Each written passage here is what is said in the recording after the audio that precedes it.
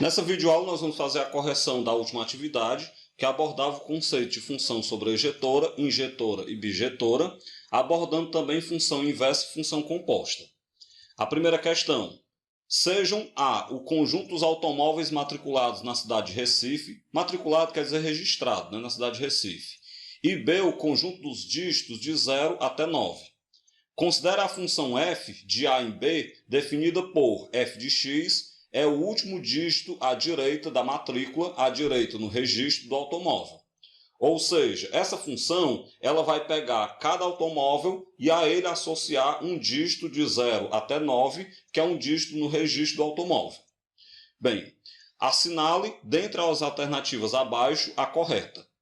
O item A diz que a função é injetiva, o item B diz que a função é sobrejetiva, o item C diz que ela é bijetiva, o item D diz que a imagem dessa função é o conjunto de elementos 0, 1, 2 e 3. O item E diz que a imagem dessa função é o conjunto de elementos 1, 2, 3, 4, 5, 6, 7, 8, 9. O que a gente pode perceber?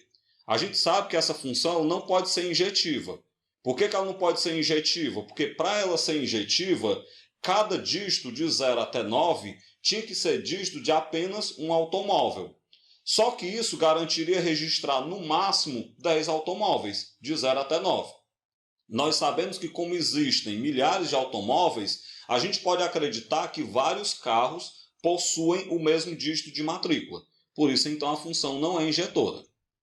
Bem, nós temos também que, diante da quantidade de automóveis, é de se esperar que todos esses automóveis utilizem todos os dígitos distintos que nós temos. Então, dessa maneira, é de se esperar que todos os dígitos de 0 até 9 sejam dígito de matrícula de algum automóvel. Então, desse modo, não sobrarão dígitos. Se não sobrarão dígitos, nós temos que a função é sobrejetiva. Então, o item B está correto. Bem, vamos avaliar por que os demais não estão corretos, né? Bem, se essa função não é sobrejetiva, automaticamente ela não pode ser bijetiva. Então, descarto o item C.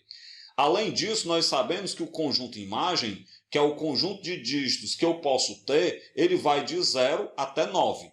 Como ele vai de 0 até 9, eu tenho que descartar o item D e o item correto. E o item E, na verdade. Portanto, o item correto, a única resposta correta é o item B. Nós temos então a função f e ela é uma função sobrejetiva.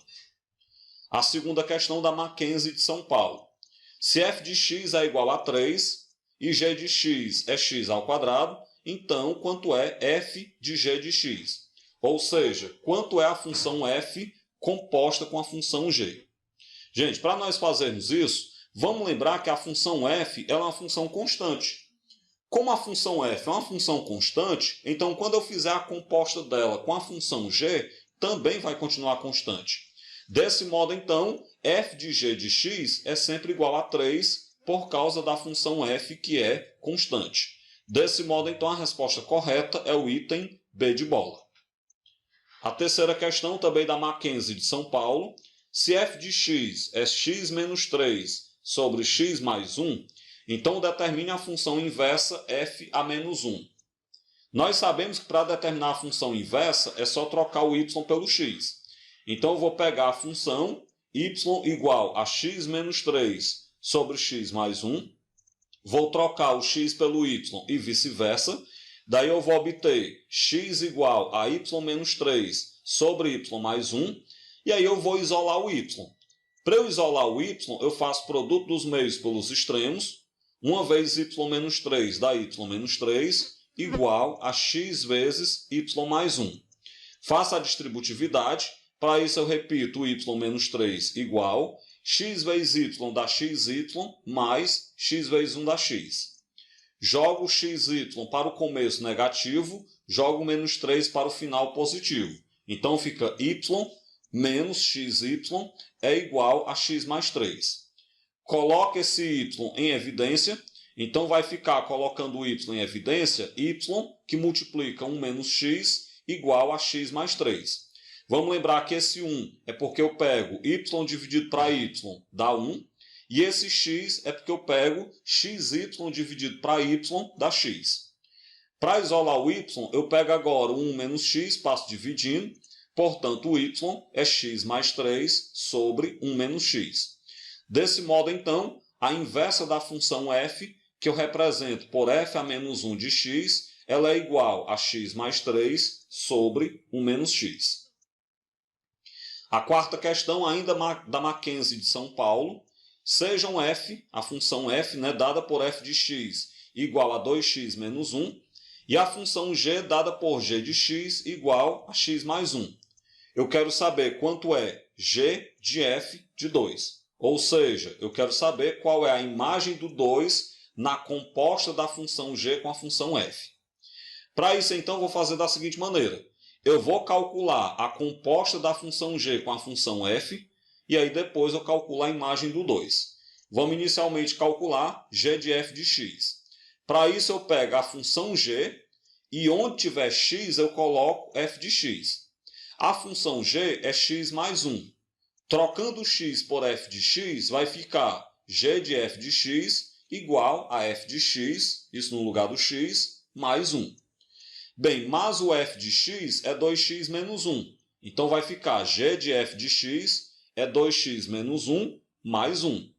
Corta o menos 1 com mais 1, g de f de x é igual a 2x. Beleza, se g de f de x é igual a 2x, como eu quero a imagem do 2, então agora é só trocar o x por 2. Desse modo, então, g de f de 2 é igual a 2 vezes 2. Como 2 vezes 2 dá 4, então g de f de 2 é igual a 4. Desse modo, então, obtendo que g de f de 2 é igual a 4, nós temos que a resposta correta é o item D. Quinta questão, também da Mackenzie de São Paulo.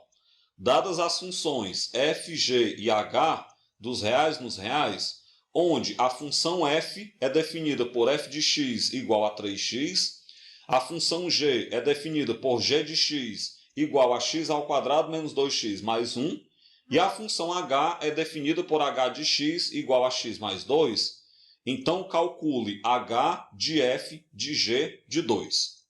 A gente vai fazer parecido com o que a gente fez na questão anterior, só que nós vamos fazer com calma. Inicialmente eu vou calcular f de g de x. Então eu vou pegar a função f, onde tiver o x, eu vou colocar o g. Como a função f é 3x, então f de g de x vai ficar 3 vezes g de x. Mas a função g de x é x ao quadrado menos 2x mais 1. Então coloquei no lugar da g de x, x ao quadrado menos 2x mais 1. Vou multiplicar o 3 que está fora por cada elemento que está dentro do parêntese. Então eu tenho que f de g de x é igual a 3 vezes x ao quadrado, dá 3x ao quadrado. 3 vezes menos 2x dá menos 6x. 3 vezes 1 dá 3. Bem, o que eu obtive até agora foi f de g de x. Mas eu quero h de f de g. Então agora eu vou pegar a função h e onde tiver x, eu vou colocar a composta da f com a g. A função h ela é x mais 2. Então onde tem x, eu coloco a composta da f com a g. Observe aí direitinho. Então ficou h de f de x é igual a f de g de x mais 2.